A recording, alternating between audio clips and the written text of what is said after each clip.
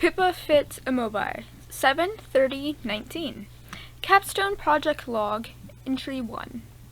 Our Capstone project logs are supposed to be for recording any obstacles we face in our research, our progress, and the aims of our final report. Mine will have to be a little different. I'm going to record all my research here, both relevant and irrelevant, because I don't really know what my final report will be yet, or what will end up being important.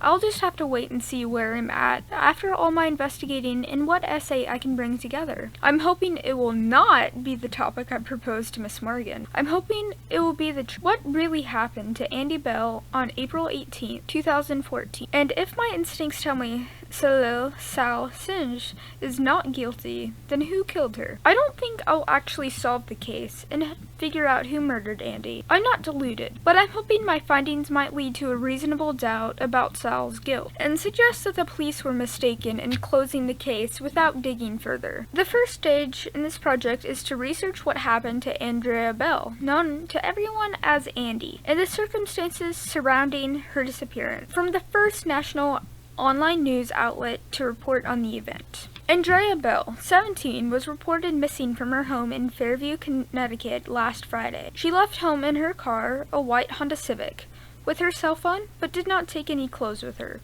Police say her disappearance is completely out of character. Police began searching the woodland near the family home this past weekend. Andrea, known as Andy, is described as white, 5 feet 6 inches tall, with long blonde hair and blue eyes. It is thought that she was wearing dark jeans and a blue crop sweater on the night she went missing. Other sources have more details as to when Andy was last seen alive, and the time frame in which she is believed to have been abducted. Andy Bell was last seen alive by her younger sister, Becca, around 10:30 p.m. on April 18th, 2014. This was corroborated by the police in a press conference on Tuesday, April 22nd. Footage taken from a security camera outside the bank on Fairview's Main Street confirmed that Andy's car was seen driving away from her home about 10:40 p.m. According to her parents, Jason and Dawn Bell, Andy was supposed to pick them up from a dinner party at 12:45 a.m. When Andy didn't show up or answer any of their phone calls, they started reaching out to her friends to see if anyone knew of her whereabouts. Jason Bell called the police to report his daughter missing at 3 a.m. Saturday morning. So whatever happened to Andy Bell that night happened between 10:40 p.m. and 12:45 a.m. Here seems like a good place to type up my transcript for my interview with Angela Johnson. Transcript of interview with Angela Johnson from the Missing Persons Bureau. Angela.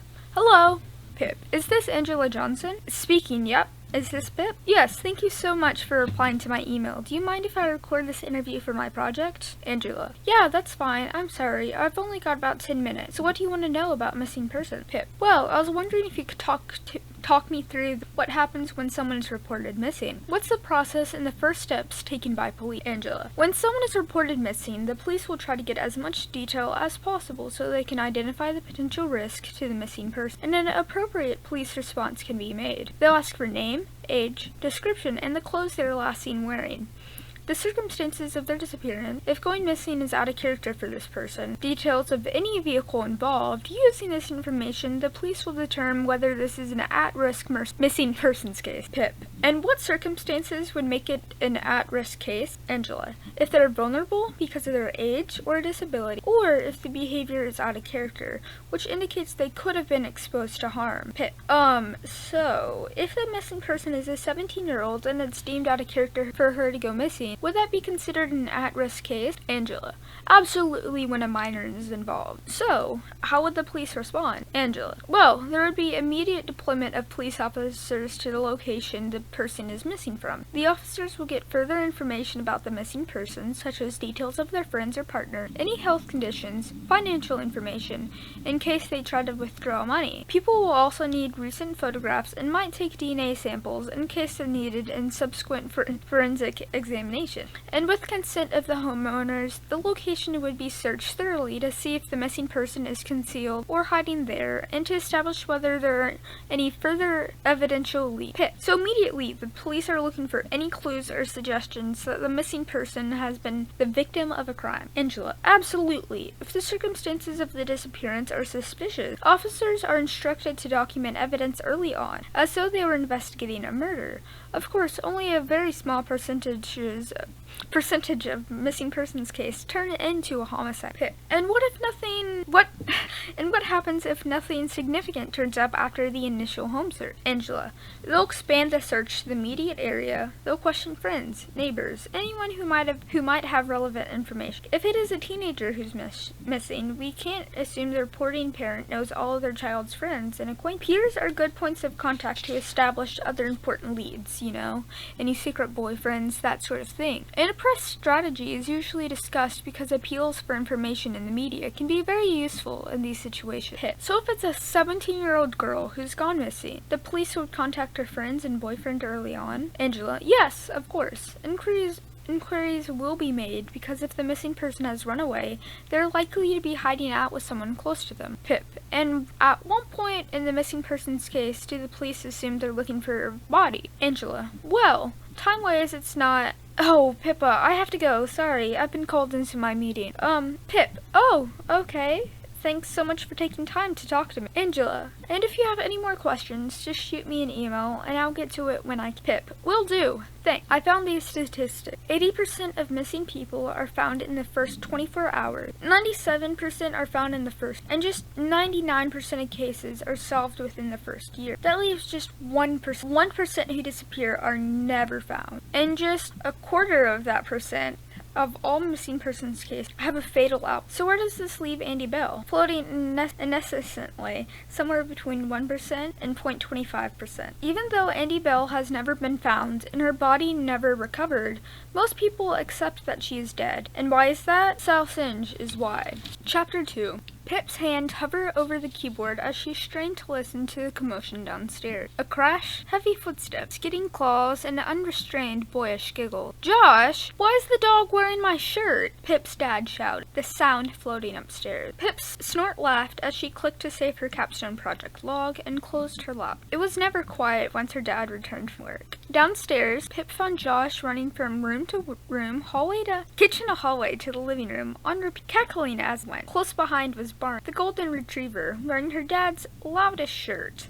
The blindingly green patterned one he bought during their last trip to Nigeria. The dog skidded elatedly across the polished oak in the hall, excitement whistling through. Bringing up the rear was Pip's dad in his gray Hugo Boss three-piece, all 6.5 feet of him charging after the dog and boy, laughing in wild bursts. Oh my god, I was trying to do homework, Pip said, restrained smile as she jumped back to avoid being mowed down. Barney stopped for a moment to headbutt her shin, and then on Victor and Josh as they collapsed together on the sofa.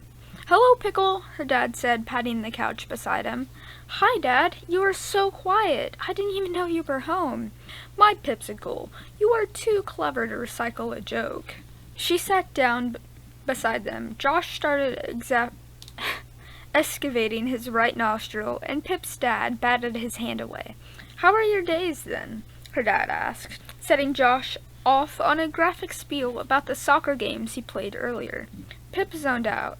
She already heard it all in the car when she picked Josh up from practice. She'd only been half listening, distracted by the way the replacement coach had stared at her, uncertain. When she pointed out which of the 9-year-olds was hers and said, I'm Josh's sister, she should have been used to it by now. The lingering looks while people try to work out the logistics of her family. Victor, the tall Nigerian man, who was evidently her stepfather, and Josh, her half-brother.